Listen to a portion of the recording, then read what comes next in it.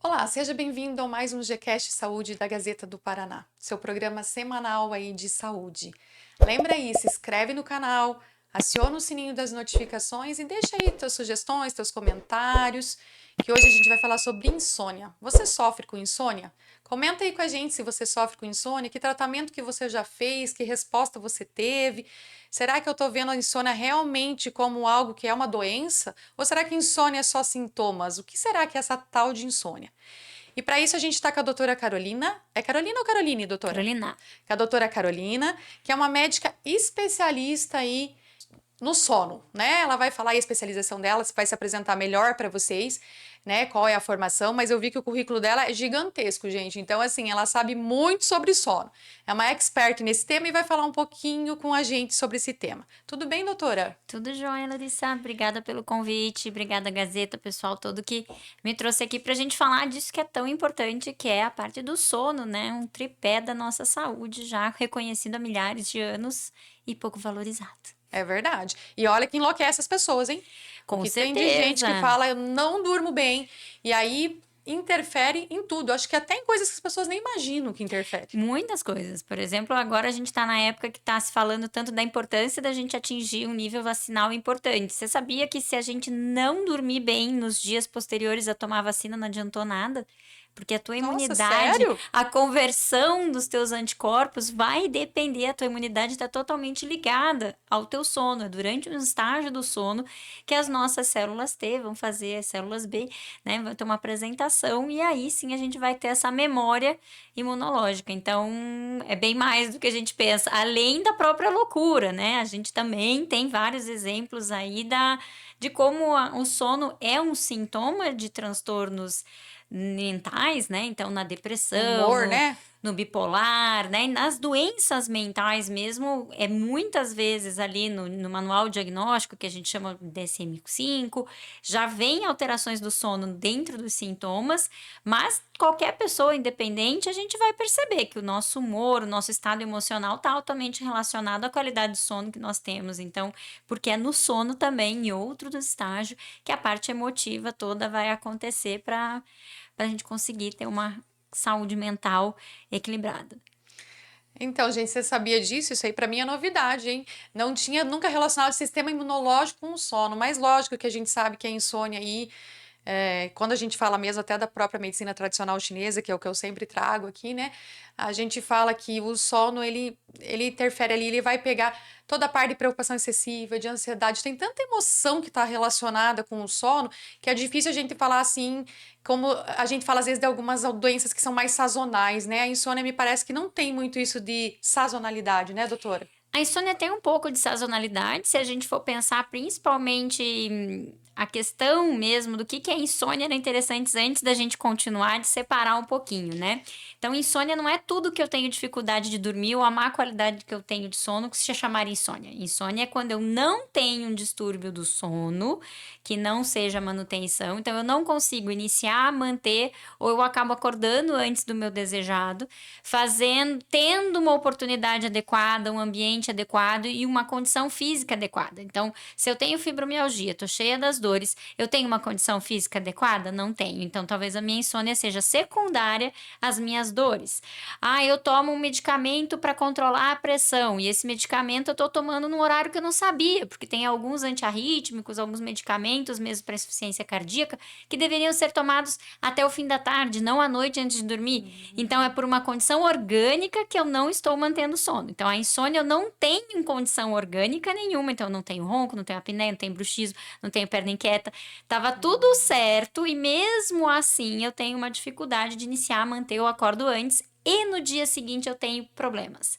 Então, às vezes eu tenho pacientes, Larissa, que chegam, eu tô dormindo das 10 até umas 4, 4 e meia eu acordo, mas tá tudo bem, eu vou pra academia, toco meu dia, eu tenho problema? Se a pessoa Tá tá dormindo produzindo, em né? torno de 6 horas e meia, organicamente ela tá funcionando bem, durante o dia ela tá funcionando bem, não precisa recorrer a nenhum tipo de psicoestimulante, que a gente acaba na nossa região aqui cafeinado, tanto cafezinho mesmo, quanto o Chimarrão. chimarrão. Então, às vezes, não, mas eu tô tomando um chá. de 7 ervas, um ginseng, taurina, tem tantas outras substâncias nootrópicos que a gente pode pensar que são psicoestimulantes e a pessoa só fica bem se ela depende deles. Eu tomo 2 pré-treinos e tô super bem. Tomo, como é que chama aqueles Red Bull? Esqueci o nome da categoria de Os refrigerante. energéticos. Os energéticos e se sente bem. Isso não é aí você tá mascarando o efeito com um psicoestimulante.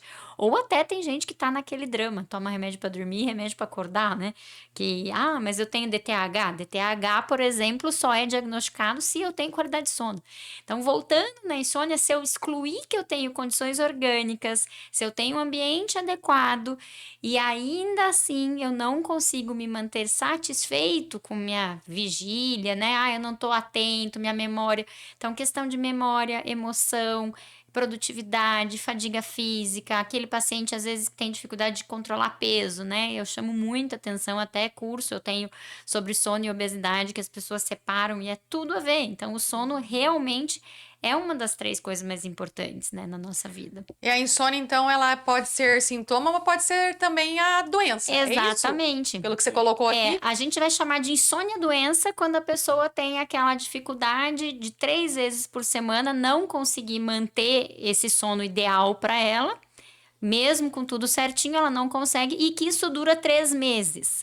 Aí a gente tá falando de um distúrbio do sono chamado insônia. Aí eu procuro um médico.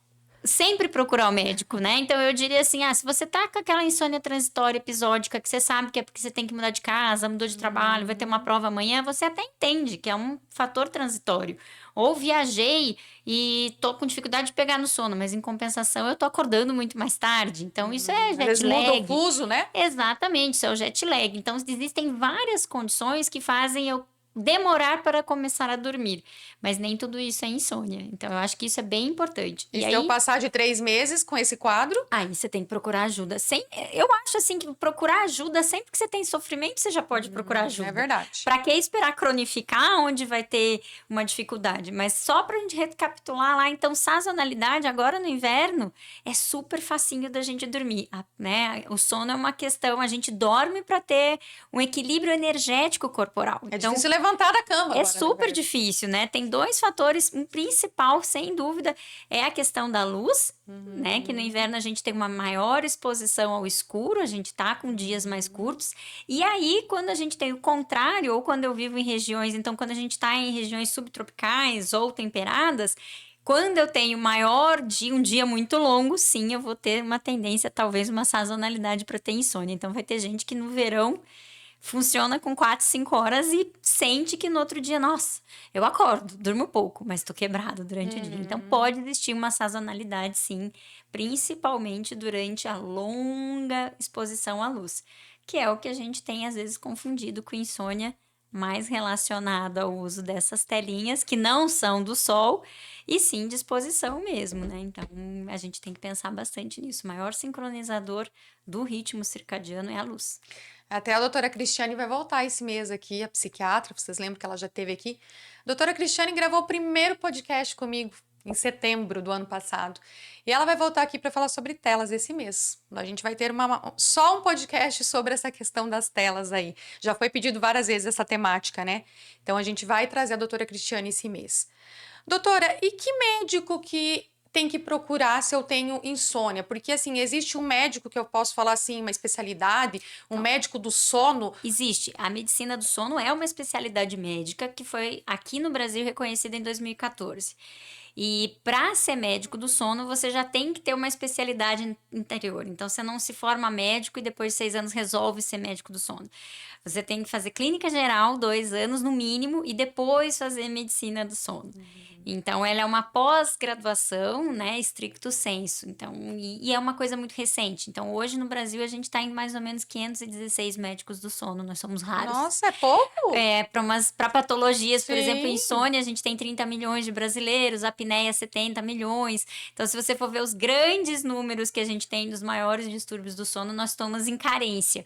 Mas, de qualquer forma, e a grande carência, na verdade, vem da faculdade. Poucas universidades incluem. Então, aqui na FAC, TAG, eu sou professora, já faz alguns anos, fui professora na UniOeste, a gente incluiu dentro da otorrinolaringologia, na pneumologia e um pouquinho na neuro, algo de sono, mas muito médico por aí não teve nada de medicina do sono, que é uma especialidade, né? E olha como E se isso mistura, né? Porque você falou pneumo, otorrino e neuro.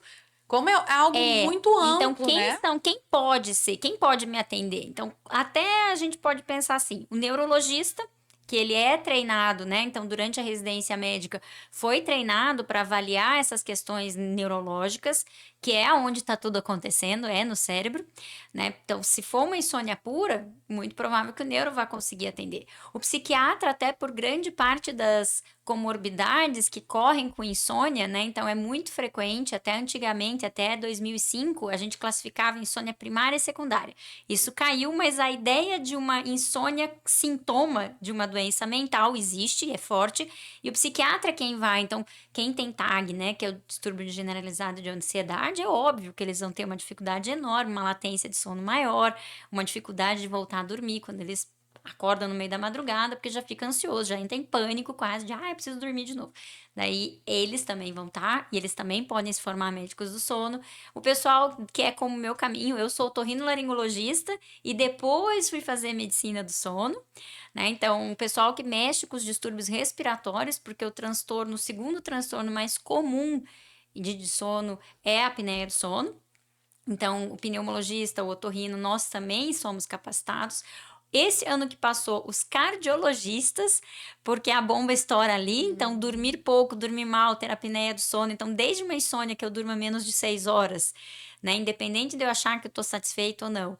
E uma apneia do sono, o grande problema é o evento cardiovascular. Então, os médicos cardiologistas também hoje pode ser.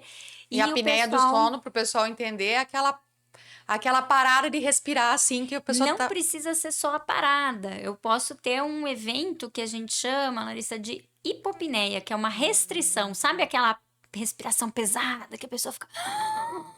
Não para. Então, não, ele ronca contínuo. Tem horas que parece que tá difícil. Só que essa dificuldade o cérebro vai perceber fazendo com que a coisa não aconteça naturalmente, né? Então eu brinco assim, é colocar o saco plástico totalmente no seu nariz ou só colocar em volta da cabeça e ainda passar algum ar. As duas situações são estressantes. Sim, Então, sim. a apneia do sono, ela pode ser desde essa apneia, fechou tudo, ou esse ficou difícil de passar o ar. Você Os já vê que tá dois, angustiado para respirar. exatamente, né? Roncar é o principal sinal da apneia e roncar já é um sinal de que a via aérea não tá livre. Tá tremendo, a vibração do ar atrás do céu da boca, ali na região do palato mole, já tá mostrando que o ar não tá passando liso. Então, se tá roncando, tem que pensar em apneia do sono, tá? Não E é aí, todo mundo que ronca que tem, mas a grande maioria sim. mas é o ideal então, se você ronca, Já procurar um procurar, médico com para certeza. fazer uma avaliação Da para ver. mesma forma que 3 meses de insônia já tá passando do tempo, tipo, ronquei porque eu tô gripado, mas passou a gripe e eu ainda tô roncando, já tem que investigar. Então a gente vai vendo que os médicos, aí eu esqueci do pediatra, o pessoal da pediatria, porque criança não é um adulto pequeno, criança é Verdade. diferente, então a pediatria também. Então você vê quem eu posso procurar por os meus distúrbios do sono. Se conseguir, se tiver acesso ao médico do sono, excelente, porque nós somos profissionais com uma base e que fizeram mais a pós-graduação para fazer medicina do sono.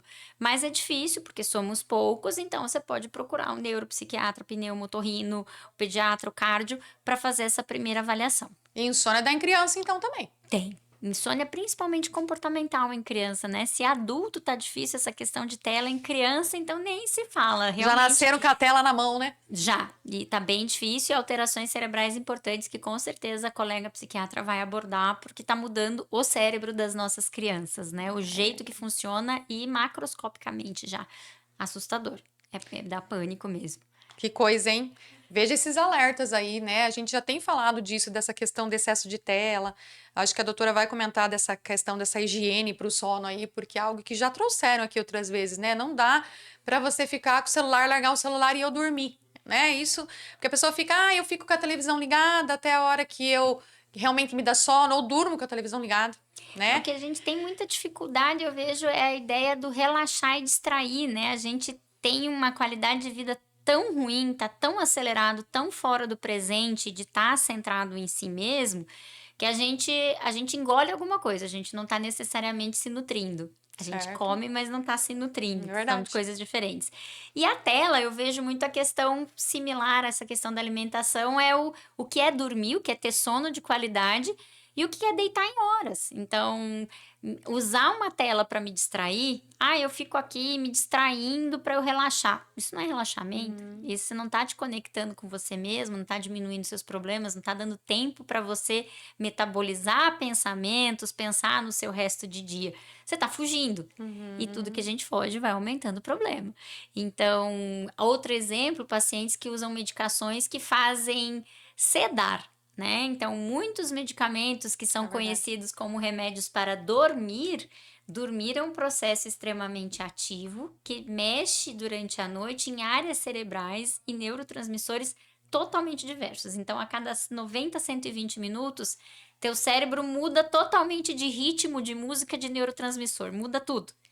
Como é que remédio mágico é esse que acompanha essa onda? Não, agora é hora disso, é como se fosse uma orquestra. Não existe esse remédio. Então, a grande maioria das medicações que são usadas para insônia, elas estão sendo usadas para sedar o cérebro. E sedar é diferente de dormir. E quando eu cedo, eu tô dormindo? Não, eu tô apagando. E aí algumas funções não vão acontecer. Exemplo, as funções emocionais. Então, grande parte dos tarja pretas, que são os benzodiazepínicos, eles são calmantes. Calmante quer dizer que eu estou sedando o sistema nervoso central. Eu estou diminuindo o sono REM.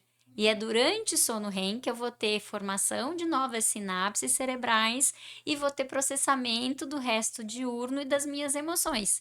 Então, muito além de toda a teoria freudiana dos sonhos, é durante o REM que realmente o cérebro se conserta e vai consolidando uma memória permanente e a memória emocional.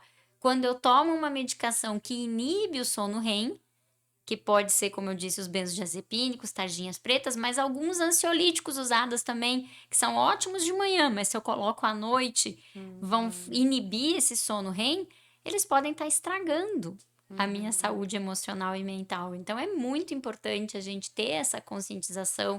Muitos pacientes, eu vejo que eles ganham remédio de um psiquiatra, mas não sabem nem por que estão tomando e vão trocando conforme fica mais fácil deles lembrarem. Mas, nossa, imagina você melhorar a tua qualidade de sono só trocando o horário do remédio. Às vezes coisas básicas, né? Muito básicas, mas de novo, a gente nem sempre tá presente, né? A gente tá sempre distraindo, acelerado e fugindo. Então, acho que tem que rever muita coisa, né? Espero que a gente esteja numa era, entrando na famosa era de aquário. Não sei se tem aquário, Mercúrio retrógrado, o que que é, mas alguém vai ter que puxar um freio de mão e a gente tá mais presente cuidando da nossa casa como um todo. E a insônia, então, quando ela é secundária aí, por isso que tem que aí realmente ir a fundo de buscar a causa e tratar a causa. Senão, eu também não vou resolver o Quer ver problema. um exemplo? Eu tenho muita paciente pós-menopausa, que já menopausou mesmo, em torno ali dos 60 anos, já tem mais de 5, 10 anos de menopausa. Ela teve aquele período de climatério, que é normal até, não que seja normal, é um sintoma do climatério a insônia, porque a temperatura corporal aumenta muito, então os fogachos fazem acordar, mas elas passam, melhoram, e aí elas ganham uma insônia diferente depois. E não é insônia, é síndrome de perna inquieta, é deficiência de ferro, falta de vitamina D, falta de sincronização, de não olhar a luz do dia, de você não se expor ao sol nas primeiras 3 horas do dia. Então, a gente pode ter alterações do ritmo circadiano, distúrbios de movimento, né? O pessoal que tem bruxismo, que acorda às vezes totalmente tensionado, dentista alertando que tá tendo fissura, tá quebrando os dentes. Aquilo não quebra só os dentes, quebra a estrutura, a macroestrutura do sono. A pessoa vai ter um sono mais leve porque está fazendo movimentos. Isso é sinal de ansiedade? Às vezes é, mas às vezes é deficiência de alguma vitamina, às vezes é uma tensão, uma postura de oclusão dentária. Então a gente tem que investigar antes de medicar tudo com a mesma coisa. É verdade. Então, a importância aí, né, de procurar um médico mesmo. Não é porque o vizinho usou que é bom, eu vou usar também, ou porque eu procurei no Google e o Google fala que isso é bom para insônia e começa a ficar gastando e fazendo um monte de coisa aí que não é para você. Tem que realmente procurar um médico e fazer um bom diagnóstico. Doutora, e quando você falou ali de sonho, a gente tem que sonhar para dormir bem mesmo? Lembrar desses sonhos? Não, aí não tem nada a ver. Eu lembrar do sonho não quer dizer que eu Dormir bem. dormi bem. Inclusive, tem gente que lembra do sonho só porque durante o sonho acordou e aí fez a lembrança. Então, a gente tem que chegar no estágio do REM, que é onde você tem predomínio de sonho, mas não necessariamente você vai lembrar disso. Então, a gente pode, isso até é bíblico, né? Eu vejo pacientes idosos, às vezes, esse negócio de reparar em sonho, eu falo, pô, mas tá na Bíblia. É Né? verdade. Tá na Bíblia, é bíblico, isso é a questão do sonho, a interpretação dos sonhos, isso é bíblico, não é novidade. Então a gente tá falando de coisa de 2, 3 mil anos, todas as culturas têm isso, e a interpretação não é o que mais importa, né? Então eu lembrar do sonho ou não, o negócio é você saber que você chegou a ter essas imagens, até o cego sonha. Então, mesmo quem não tem o desenvolvimento visual, quem nasceu cego, eles têm o sonho. O sonho é fundamental, sim, mas não lembrar dele. Lembrar é uma questão, talvez, de treino, de individualidade. Lembrar do sonho não quer dizer que dormiu bem, né? E horas de sono, doutor? Esse negócio que tem que dormir 8 horas. Você já falou aqui que às vezes a pessoa dorme 6, mas ela acorda disposta, acorda bem, rende. Então, teoricamente, ela dormiu a quantidade que precisava. Tem uma média de sono, então a gente tem estudos no mundo inteiro, né? Os maiores estudos, tem milhões de pessoas nesses estudos. E o que, que a gente sabe? Que dormir menos de 6 horas aumenta aí, que a gente chama de odds ratio, uma chance de 12% de morte por qualquer coisa. Porque mesmo para quem não sente, ela pode não sentir, mas o coração podia estar querendo, o rim podia estar querendo uma freada. Então, porque os estágios do sono são equilíbrio energético, equilíbrio metabólico, e às vezes você pode não sentir isso cognitivamente, que é as coisas que a gente sente, mas o teu organismo pode. Então, vai morrer mais quem dorme menos de 6. Então, a gente tem que estabelecer aí no adulto, 6 horas é o mínimo do mínimo. Então, mesmo quem dorme às vezes 3, 4 horas e fala que acorda bem, Eu posso acordar 3, 4 horas da manhã se eu deitei às 9, tudo bem, porque deu 6 horas, mas a gente tem que ter 6 horas no mínimo, de preferência dentro do teu ritmo circadiano. A tua tendência natural de dormir cedo ou dormir tarde, é isso que é o ritmo circadiano. Agora, a gente tem pacientes também que dormem demais. E dormir mais de 9 horas é mais risco ainda. O risco de dormir mais de 9 horas, e principalmente no idoso, a gente vê que quem dorme muito mais de 9 horas é o apneico que tá com falta de oxigênio. Então, a noite inteira ele dorme, ele acha que dorme bem, porque ele dorme, parece uma pedra. Mas é uma pedra que se afoga, que a esposa fica desesperada, que ninguém mais consegue dormir. Ele encosta durante o dia e dorme várias horas. É o idoso que está com Alzheimer e que está com distúrbio do ritmo circadiano. Então, é normal ele trocar dia pela noite. Ele acorda à noite, sai andando no meio da madrugada e, de repente, já passa a tarde inteira dormindo. Então, a pessoa que está com câncer, que está com algum distúrbio imunológico, ele vai ter um gasto energético e acaba precisando dormir mais. Então, o dormir mais de 9 horas pode ser um sinal de inflamação, de alguma coisa alterada.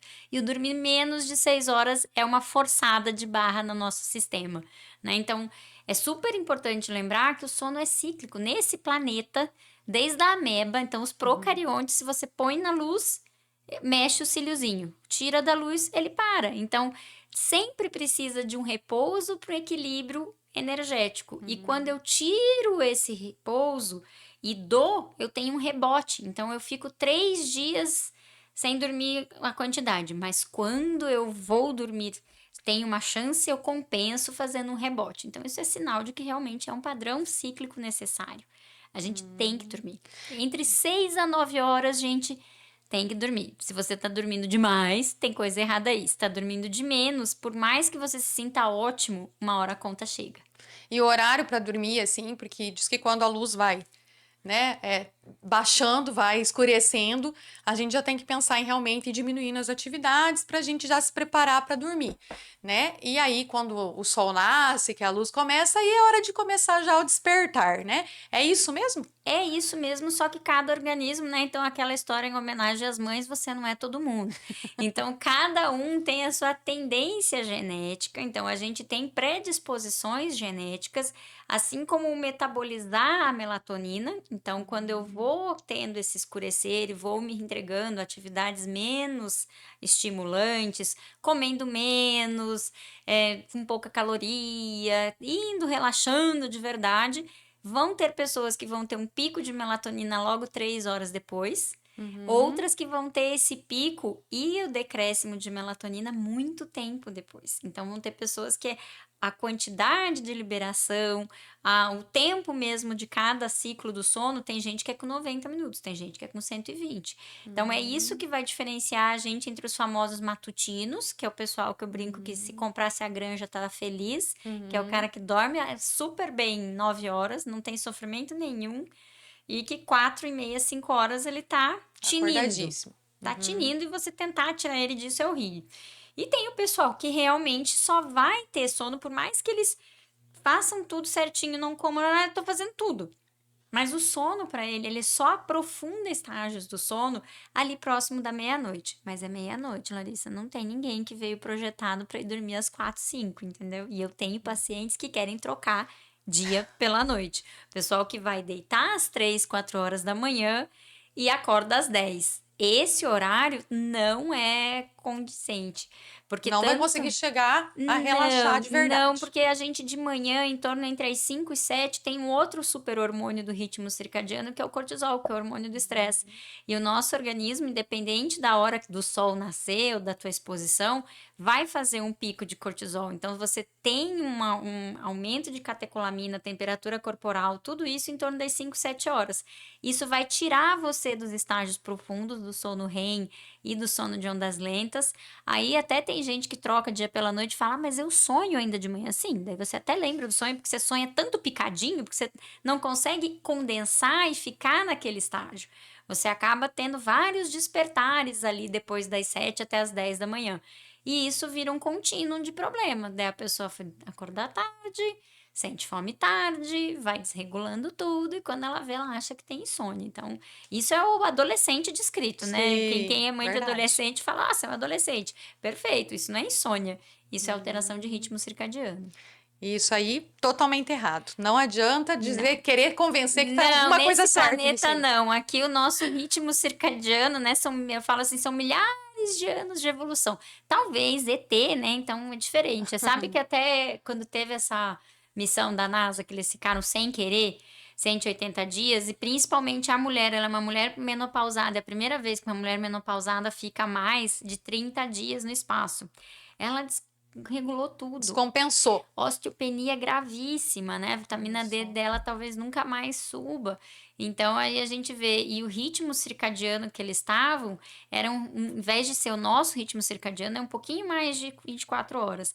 Quem tá na estação espacial, dá, acho que se eu não me engano, 4 horas. Então, a cada 4 horas Vai somando, mudou né? o dia pela noite. Então, o organismo descompensou totalmente. E é descompensação endócrina, metabólica, celular, totalmente desorganizada. Então, se vocês não estão na estação espacial, não estão em Marte, aqui nesse planeta, o negócio vai ser ir dormir entre as 8, meia-noite e acordar ali entre as 5 e as 8.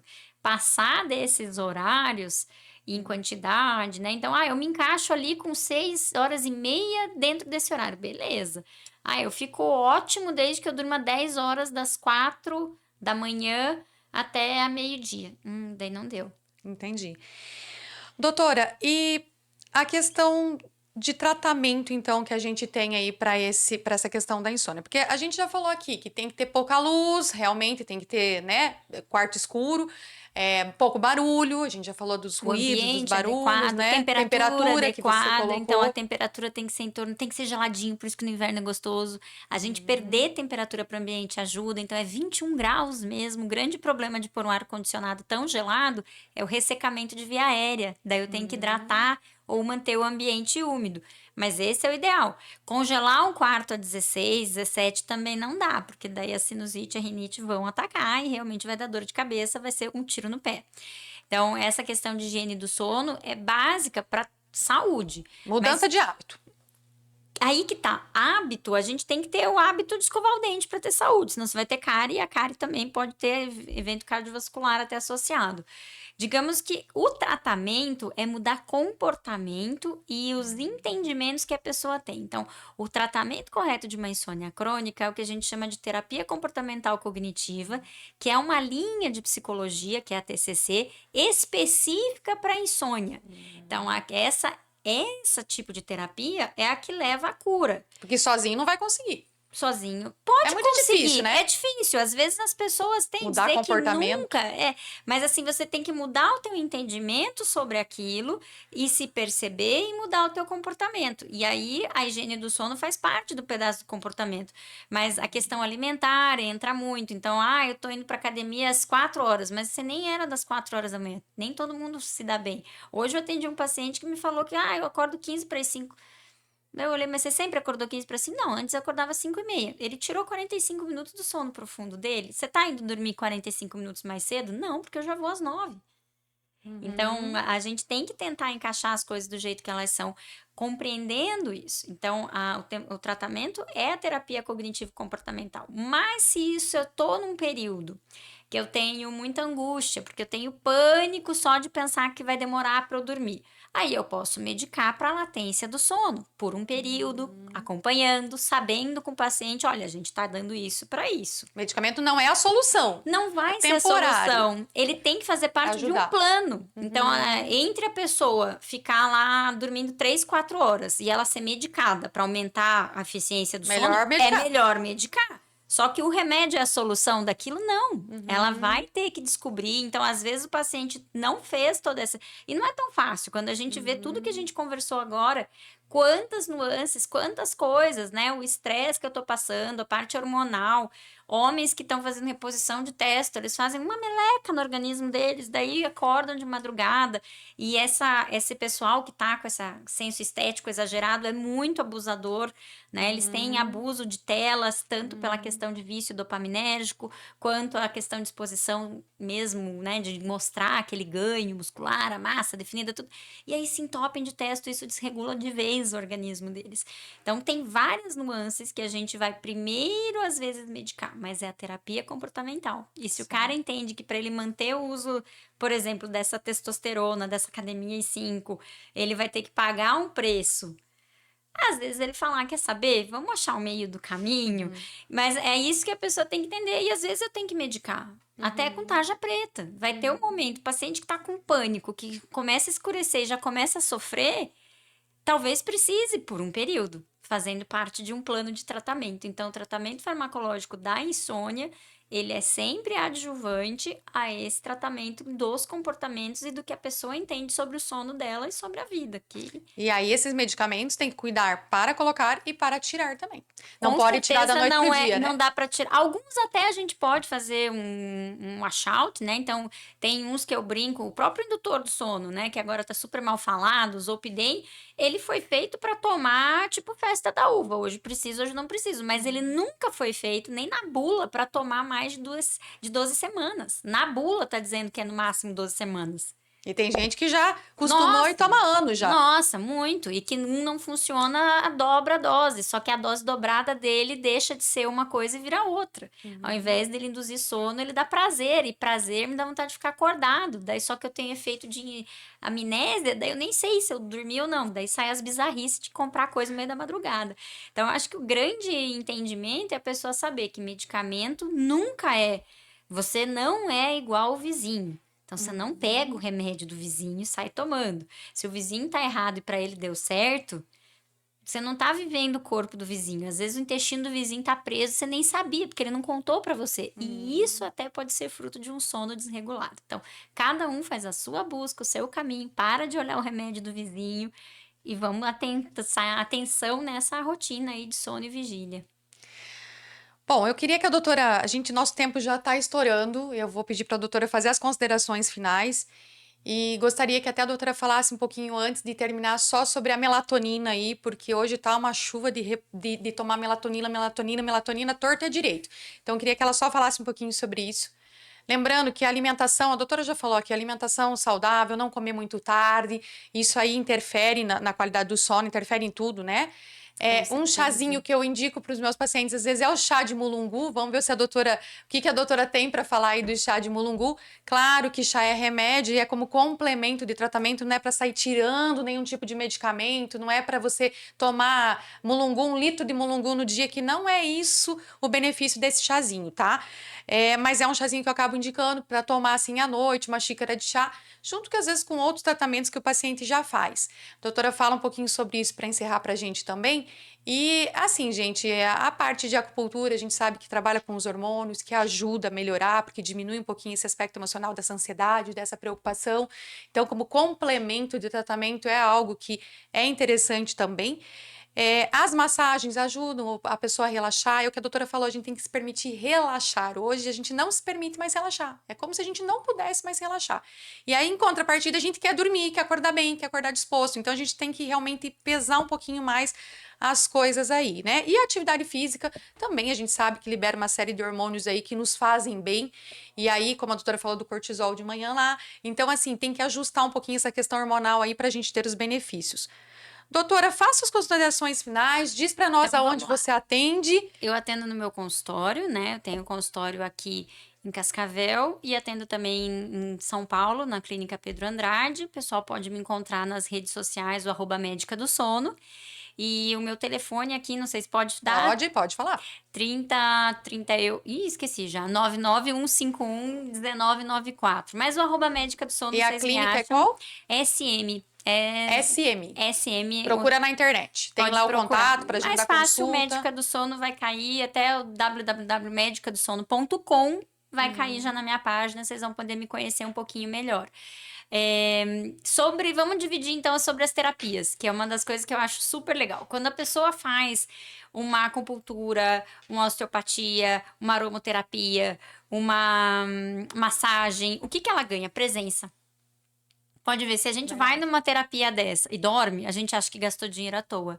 Por mais que isso faça bem, a gente quer realmente sentir presente. Estar ali agora. Você está presente e você sente que aquele profissional está ali por você. Então, tem diversas terapias hoje.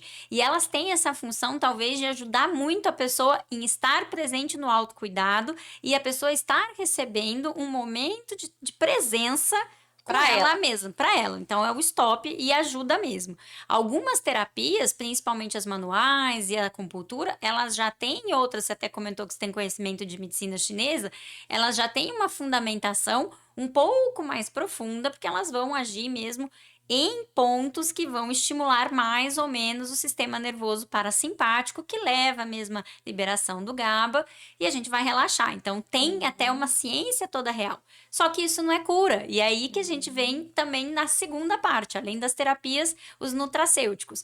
Então, tem problema de tomar chá? Problema depende da quantidade, né? Então, assim, eu já tive pacientes que, em vez de tomarem chá de mulungu, pegaram mais de 100 gramas de mulungu e comeram. Deu uma insuficiência hepática. Nossa, chega né? a esse ponto? Chega a esse ponto. Olha a loucura de não dormir bem, hein? Porque a pessoa, exatamente, ela não pensa, ela sai fazendo. Então, assim, a gente tem mulungu, melissa, erva cidreira, camomila, são vários os nutracêuticos, né? Os chás, né? A gente pode, acho que lembrei de quase todos, que realmente tem. De suplementos, vai ter valeriana, que é uma das que o pessoal usa muito, passiflora. O próprio mulungu, ele é meio parente do passiflora, né? Até no nome científico são. Magnésio, muitas pessoas ele pode ser, mas tem que ser um magnésio específico que passa a barreira hematocefálica. Mas tudo isso não é cura, gente. Tudo isso é um tratamento facilitador. Tá? E a melatonina, ela é um hormônio. E ele não é um hormônio de dormir, ela é o hormônio da noite, assim como o cortisol não é o hormônio de acordar, é o hormônio do estresse. Então vai ter hora boa e hora má. Eu lembro que eu peguei umas pacientes que estavam usando melatonina, gestantes, usando no meio da madrugada. E aí um sono terrível que elas tinham, sensação de sono nunca reparador. Mas é claro, porque a meia-vida da melatonina, ainda mais no momento com progesterona alta, pode fazer ela ficar muito sonolenta. Então, E a quantidade também é específica para cada um. Nossa, né, gente, a melatonina, para fazer um efeito, ela tem um efeito sedativo leve, ela precisa ser em 0,01 a 0,6. Então, eu vejo pacientes tomando 10 miligramas e não adianta nada. Mas adiantar para quê? Ela não é indutora do sono, ela não aumenta a manutenção do sono, ela pode te facilitar começar. Ela é um sedativo leve, mas ela pode aumentar pesadelo, aumentar a sonolência diurna, então tem que saber por que tá tomando. Tem indicações médicas de melatonina? Tem. A gente já tem bem postulado que crianças com transtorno do espectro autista, principalmente nas crianças, têm um benefício muito grande, porque tem uma desorganização mental muito grande que vai ter esse benefício. O idoso, aquela vozinha que tá com Alzheimer, trocando dia pela noite, ela tem que ter exposição à luz durante o dia, então não adianta ela deixar no sofá ou na cama o tempo todo no quarto fechado. Tem que pôr luz para ela metabolizar aquela melatonina. A exógena nem sempre vai fazer funcionar sem a exposição do claro e escuro. Então entendam melatonina como claro e escuro. Me expus ao claro e escuro e nada mudou. Será que a melatonina pode ajudar? Procure um médico que tenha um conhecimento básico sobre nutracêuticos ou até nutricionistas às vezes tem e tenta, mas em dose pequena, não é o aumento de dose que vai aumentar o efeito. Então acho que isso é muito importante as pessoas entenderem, né? Demais substâncias, cheiros, odores, tudo isso pode ajudar, gente. Então, não vai ser a cura. Então, de novo, se você tá 3 meses e tá procurando coisas, você já fez disso, disso, daquilo, talvez você não tenha procurado o seu diagnóstico. E aí a gente começa, então acho que fica aí de mensagem final, procure o que você tem, de verdade. Observe-se melhor, ao invés de fazer milhões de tentativas que você nem entende do que você tá fazendo. Né? Então, a gente gasta muito tempo, né? Muita energia sem saber no que. Primeiro vamos focar. Qual que é o seu diagnóstico e daí o tratamento.